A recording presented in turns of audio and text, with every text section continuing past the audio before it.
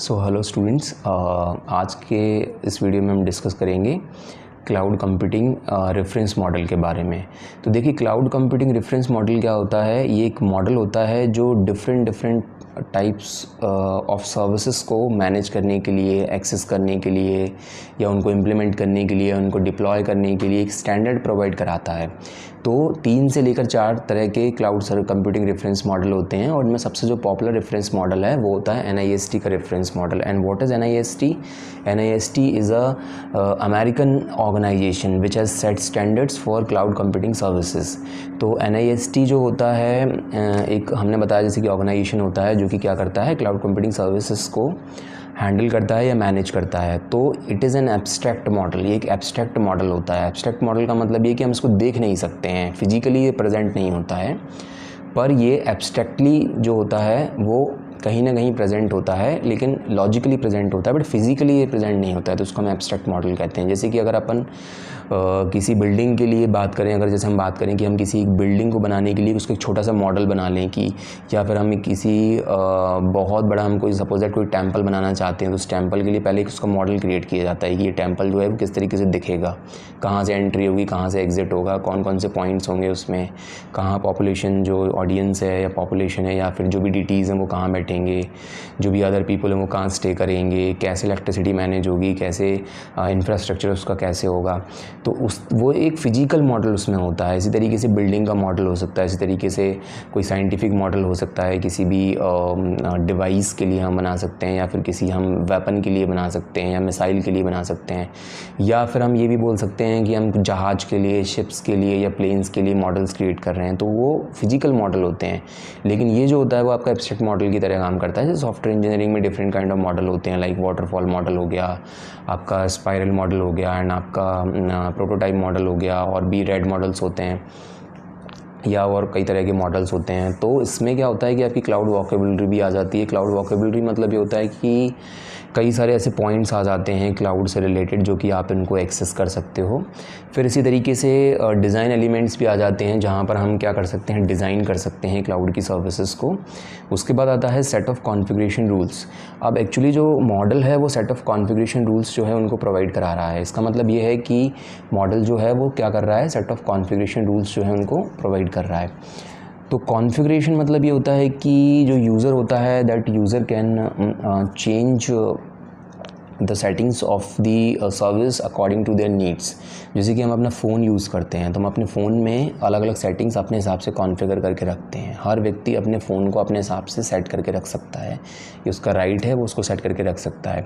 तो in the same way we can set of configuration rules जो होते हैं वो हमें मिलते हैं, उन कॉन्फ़िगरेशन रूल्स को हमें फॉलो करना होता है। इसका मतलब ये है कि जैसे कि कई बार ऐसा भी होता है कि कोई कॉम्प्लाइंसेस हैं उनको हमें फॉलो करना होता है। तो वो मॉडल कुछ कॉम्प्लाइंसेस या लॉ कॉम्प्लाइंस, कुछ रूल्स हैं, स्टैंडर्ड्स हैं, प्रोटोकॉल स्टैंडर्ड्स या रूल्स हैं जो हमें लॉ के अकॉर्डिंग हमें फॉलो करना होता है। इसको हम कंप्लाइंस वर्ड यूज़ करते हैं, कंप्लाइंस कहते हैं। उसके बाद आता है semantic interpretation. Semantic interpretation means क्या होता है कि सिमेंटिकली ये जो आपको है इंटरप्रेट कर देता है। जैसे कि अगर आपने थोड़ा बहुत नेटवर्क पढ़ा है तो आपको पता है कि नेटवर्क्स में एक प्रेजेंटेशन लेयर होती है। प्रेजेंटेशन लेयर क्या करती है कि जब सेंडर जो है डेटा को रिसीवर को भेजता है तो रिसीवर साइड पर हो सकता है रिसीवर की मशीन जो है वो उस डेटा को नहीं समझ सके, तो प्रेजेंटेशन लेयर उसको इस फॉर्म में डिकोड करती है या इस फॉर्म में चेंज करती है जिससे कि जो रिसीवर है उसको समझ सकता है। तो सेमांटिक इंटरप्रिटेशन मतलब ये होता है कि जो वर्ड्स हैं या जो मीनिंग्स हैं उनको हम इंटरप्रेट कर सकते हैं।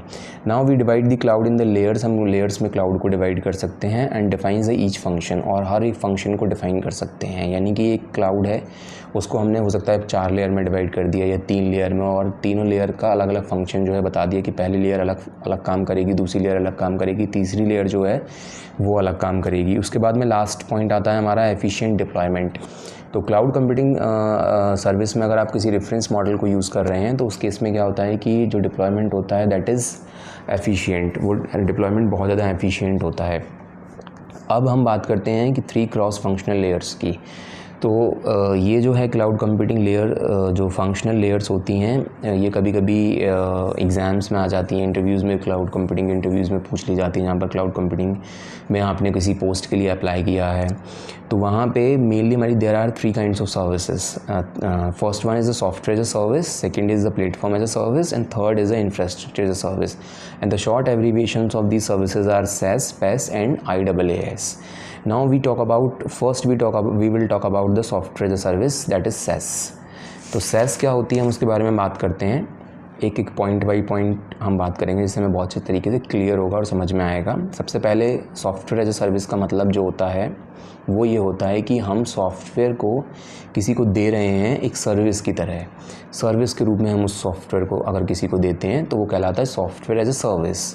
जैसे कि हम सॉफ्टवेयर को डिलीवर कर सकते हैं एज अ सर्विस के रूप में, तो जो क्लाउड प्रोवाइडर है वो आपको किसी सॉफ्टवेयर को डिलीवर कर सकता है। सपोज दैट कि उसके पास में कोई टैली जैसा कोई अकाउंटेंट सॉफ्टवेयर है जो कि अकाउंट्स को मैनेज कर सकता है, तो वो सॉफ्टवेयर वो आपको दे रहा है। जैसे कि ऑफिस 365 की बात करें जो कि माइक्रोसॉफ्ट के द्वारा प्रोवाइड किया जाता है, तो अगर ऑफिस 365 जो है वो सॉफ्टवेयर सर्विस के रूप में जो क्लाइंट्स हैं उनको प्रोवाइड किया जाता है। जैसे कि अगर आप क्लाइंट हो और आप AWS अमेजॉन की सर्विसेज को यूज़ कर रहे हो तो उस केस में क्या होता है कि जो ऑफिस 365 है वो आपको एज अ सॉफ्टवेयर सर्विस की तरह डिलीवर किया जाता है। यानी कि आपको उसको इंस्टॉल करने की ज़रूरत नहीं है अपने PC में, आप अपने लॉगिन ID और पासवर्ड चाहिए बस आपको, और एक हाई स्पीड इंटरनेट कनेक्शन चाहिए। आप क्लाउड से कॉन्टैक्ट करेंगे या क्लाउड में लॉगिन करेंगे, एंड क्लाउड में लॉगिन करने के बाद आप सॉफ्टवेयर को यूज़ कर सकते हैं। तो they can deliver the software, और you can also deliver the software if you are using the cloud computing at your side in your company. You can also create a software and deliver it as a service, software as a service. Licence software also can be taken और can be given. Licence software का मतलब ये होता है कि ऐसे software जिनके licences हैं।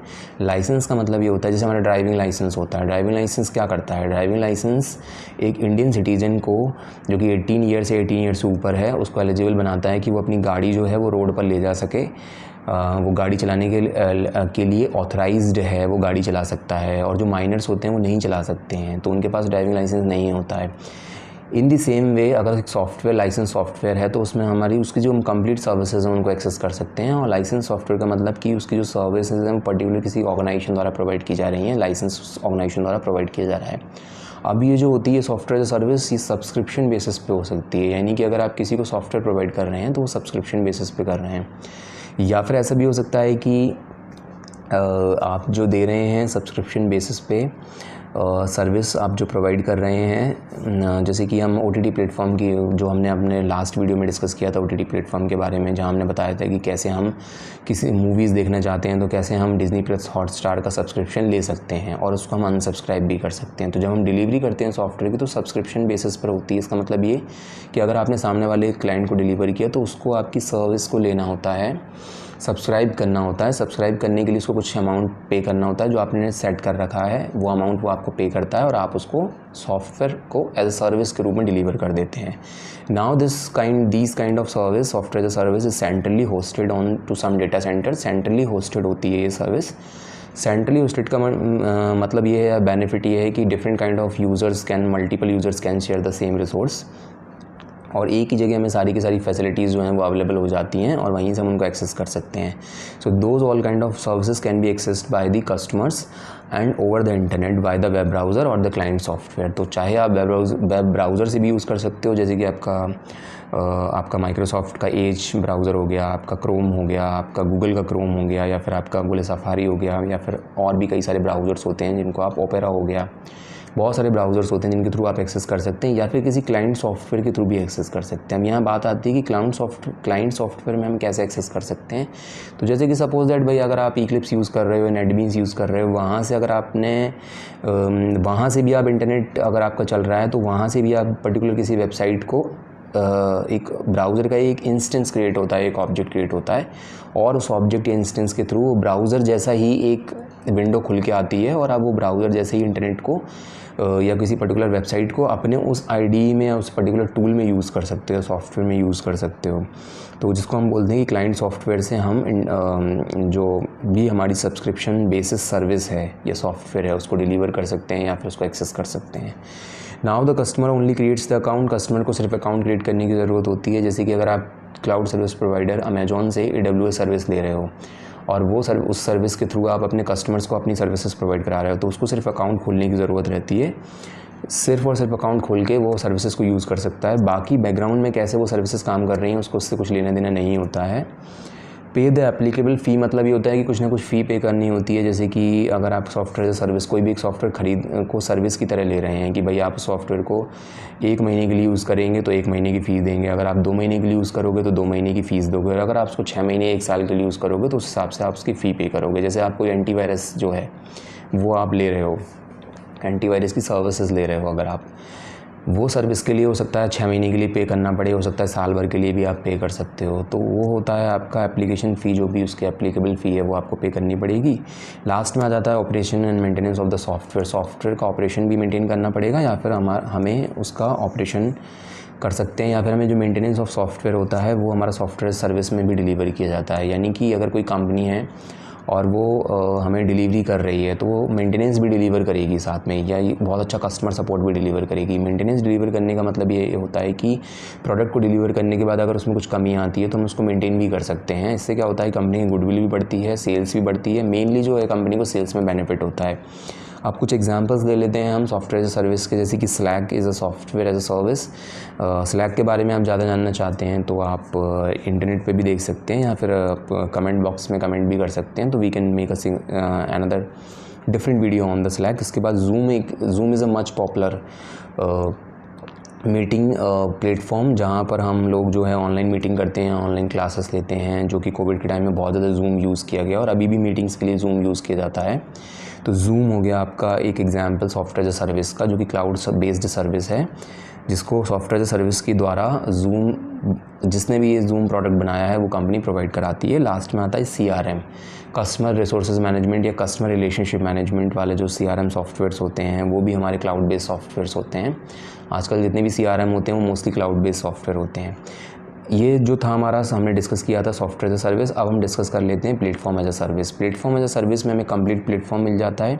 कंप्लीट प्लेटफॉर्म का मतलब ये है कि हमें वहाँ पे एप्लीकेशंस को डेवलप करने के लिए और रन करने के लिए सारे के सारे जो भी नेसेसरी टूल्स हैं वो हमें मिल जाते हैं। जैसे कि अगर हम बात करें कि हमें अगर लेट्स से कि अगर आपको एक्रिलिक पेंटिंग करनी है, तो एक्रिलिक पेंटिंग करने के लिए पूरा जो पेंटिंग आप एक्रिलिक बना रहे हो उसके लिए आपको एक्रिलिक कलर्स की ज़रूरत पड़ेगी और एक्रिलिक शीट की ज़रूरत भी पड़ेगी। ऐसे नहीं कि आप एक्रिलिक शीट नहीं लेते हैं, विदाउट एक्रिलिक शीट आप किसी भी पेज पे करते हैं तो वो जो पेज आपका फट जाएगा, ख़राब हो जाएगा। तो एक्रिलिक शीट लेनी पड़ेगी, एक्रिलिक कलर्स लेने पड़ेंगे, आपको ब्रशेस लेने पड़ेंगे।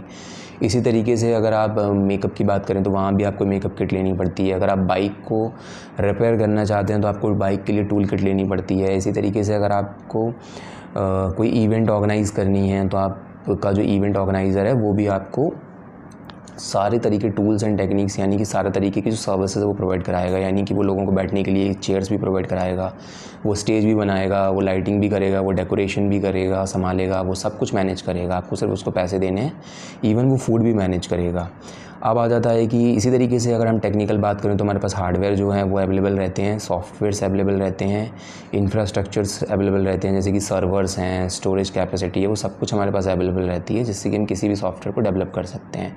इसका बेनिफिट ये है कि अगर आप एक न्यू कमर हैं मार्केट में या एक नई कंपनी आपने अगर खोली है तो फिर आप कोई भी सॉफ्टवेयर को डेवलप कर सकते हो उन सारे टूल्स की हेल्प से। आपको अलग से पैसा खर्च करने की ज़रूरत नहीं है, तो आपकी कॉस्ट भी सेव हो जाती है, प्रोडक्टिविटी भी बढ़ती है, आपको एक IT एक्सपर्ट्स की ज़रूरत नहीं पड़ती है, IT एक्सपर्ट्स को हायर करने की ज़रूरत नहीं पड़ती है।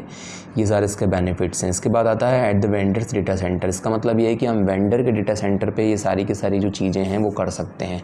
तो वेंडर्स कौन होते हैं, जैसे अगर हम सॉफ्टवेयर वेंडर्स की बात करें या हार्डवेयर वेंडर्स की बात करें, जैसे आप कोई स्कूल खोलते हो तो उसमें हार्डवेयर वेंडर्स कौन होंगे, आपको स्कूल में कंप्यूटर्स रखने पड़ेंगे, क्योंकि वहाँ पे बच्चों को आप कंप्यूटर्स के थ्रू एजुकेशन प्रोवाइड कराने चाहोगे। कंप्यूटर साइंस के सब्जेक्ट्स भी हो सकते हैं, या एक कंप्यूटर सब्जेक्ट जो है that is mandatory to up to 12th mandatory होता है कंप्यूटर सब्जेक्ट, या ऑप्शनल भी हो सकता है, कई जगह ऑप्शनल भी होता है कुछ स्कूल्स में, या सेंट्रल स्कूल्स में, या फिर स्टेट लेवल स्कूल्स हों, या जो भी स्कूल है पर्टिकुलर उसमें what ever the school is, उसमें आपको जो हार्डवेयर सर्विसेज लेनी है वो आपको किसी एक वेंडर से लेनी होती है। तो उसमें क्या होता है कि आप उस वेंडर से कांटेक्ट करते हैं और वो आपको सर्विस प्रोवाइड कराता है। इन द सेम वे वेंडर का एक डेटा सेंटर भी होता है, तो यहाँ पे जो क्लाउड सर्विस प्रोवाइडर है वो आपका वेंडर कहलाएगा और उसका एक डेटा सेंटर होगा। उस डेटा सेंटर पे आपको ये सारी सर्विसेज मिल जाएंगी, आपको खुद परचेज़ करने की ज़रूरत नहीं है। तो आप बहुत सारा पैसा जो है वो सेव कर सकते हो, कॉस्ट को अवॉइड कर सकते हो।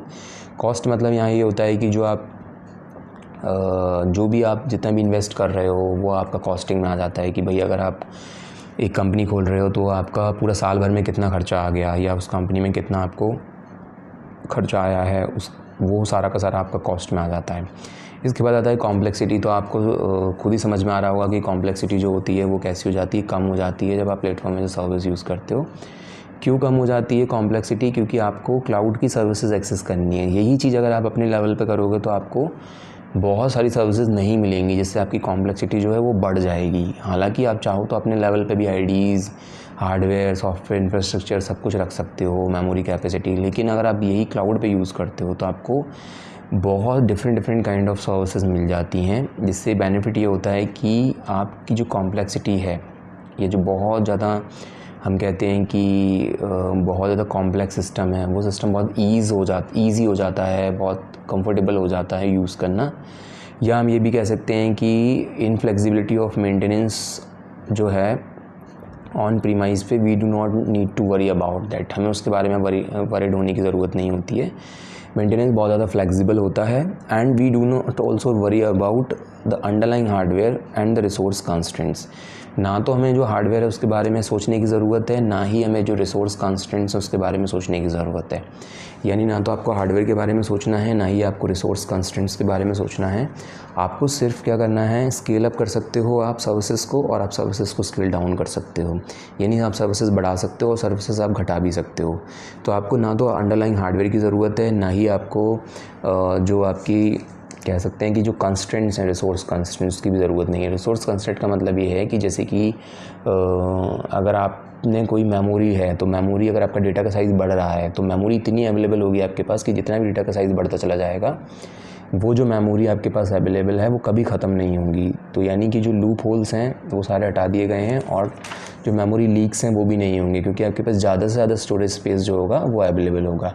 एट दी लास्ट अगर हम बात करें, at the last there is a IaaS, infrastructure as a service, जो थर्ड सर्विस है। IaaS is a third service provided by any cloud service provider and it is a fundamental computing, it provides the fundamental computing। as you know, infrastructure बहुत fundamental चीज़ है भाई। अगर आपको एक छोटी सी दुकान भी खोलनी है तो उसमें भी आपको एक टेबल की ज़रूरत पड़ेगी, एक आपको पंखे की ज़रूरत पड़ सकती है, AC की ज़रूरत, आपको थोड़ा स्टेशनरी की ज़रूरत पड़ेगी और आपको स्टाफ की ज़रूरत पड़ सकती है। तो ये आपके फंडामेंटल कंप्यूटिंग मतलब बहुत बेसिक सी कंप्यूटिंग आपकी जो है वो आपकी इंफ्रास्ट्रक्चर सर्विस में आती है। इसमें हम क्या करते हैं, इन सर्विस इंफ्रास्ट्रक्चर को एज अ सर्विस की तरह प्रोवाइड करते हैं कस्टमर को।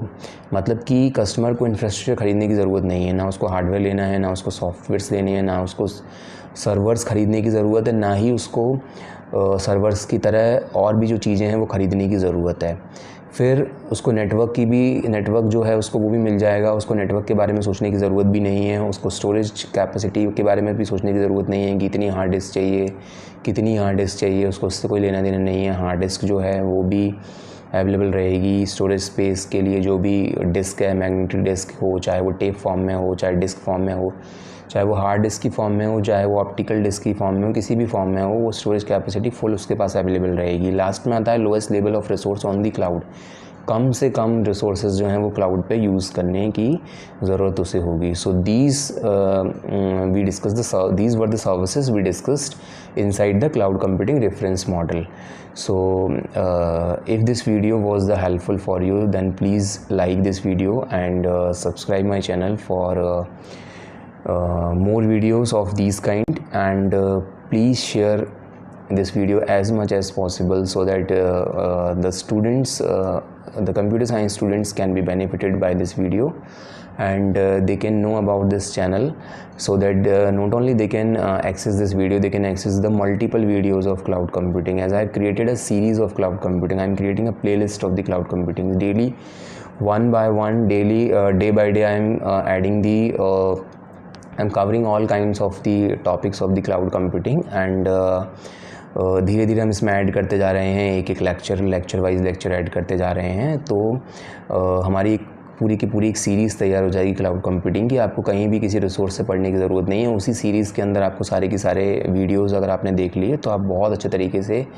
क्लाउड जो है उसमें मास्टरिंग कर सकते हो। और उसके बाद में आप किसी भी क्लाउड सर्विस प्रोवाइडर या फिर आप किसी ऐसी कंपनी जहाँ पे क्लाउड पर काम हो रहा है, वहाँ पे आपको जो भी अपॉर्चुनिटी है आप उसमें अप्लाई कर सकते हो। जॉब के लिए भी there are lot of jobs available, लेकिन आपके पास स्किल्स नहीं होती है तो ये वीडियोज़ जो हैं, ये वीडियो की सीरीज़ जो है क्लाउड कंप्यूटिंग सीरीज़, आपको बहुत ज़्यादा काम आने वाली है। इवन आपको ये भी नहीं पता होगा कि as a computer science student may be in the company whenever you join any company, हो सकता है कि कोई कंपनी आपको क्लाउड डोमेन में ही डाल दे या क्लाउड डोमेन में आपको जो पोस्ट है कोई पोस्ट दे दे क्लाउड डोमेन में। तो उस केस में आप क्या करोगे? आपको क्लाउड की अगर नॉलेज नहीं है तो आप क्या करोगे?